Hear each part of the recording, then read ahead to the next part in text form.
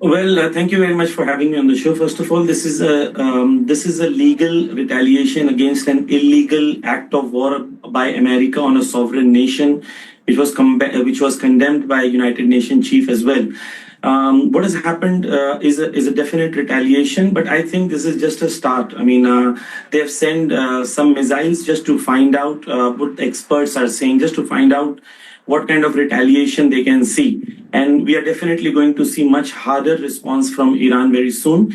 And whether Iran is ready for it, Iran has been preparing for this war since last 30 years because of the aggression by America, because they're not ready to submit to the American interest in the Middle East, like Saudi or like Qatar or like other countries. If they submit to the American interest and provide all the resources that they have to the Americans and the colonialist and the imperialist powers, then the war will end. This war is about standing on your own feet, and this is a country which believes in that we are Shia Muslims, and we believe in the ideology of Imam Hussein, which means never accept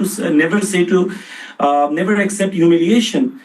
So the way Trump wanted it, he wanted complete surrender. That is exactly what Imam Hussein alayhi salam told us, never to submit to a tyrant. So that is the ideology. Whether Iran is ready, definitely Iran is ready. That is the reason they have taken this step.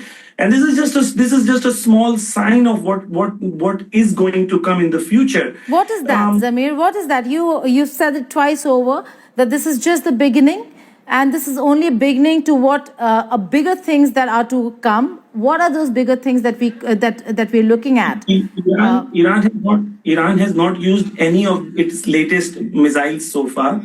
When the war starts, what experts say is this: first they send the missiles to identify the air defense system and what the air defense system and how it is working, and then the real thing starts, and that's at a later stage.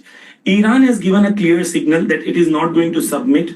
Ayatollah Khamenei said three important points, which is important for your viewers to understand. One, he said in his latest speech, Iran will never accept forced war. Point number two, Iran will never accept forced peace. Point number three, if America starts the war, then we will see some problems and we will face some difficulties. But the kind of difficulties that Americans can face is much huge. There are 40,000 soldiers in the Middle East, and they don't have the system to defend them.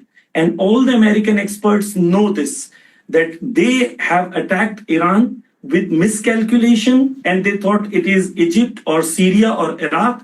We will finish this match like a T20 match. And when Iran has responded, what Trump said was very interesting. When he attacked, he said, oh, this was the biggest military in the world and no military could do this. That was for the sales of his arms, and he was working as a marketing director for arms company.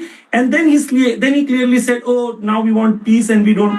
So it's like, I hit you, I'll kill you, but oh, you don't do anything. I want peace. No, if you hit somebody, any sovereign nation which believes in dignity, which believes in equality, then you definitely need to face retaliation, and definitely Iran will retaliate, and it will retaliate much harder.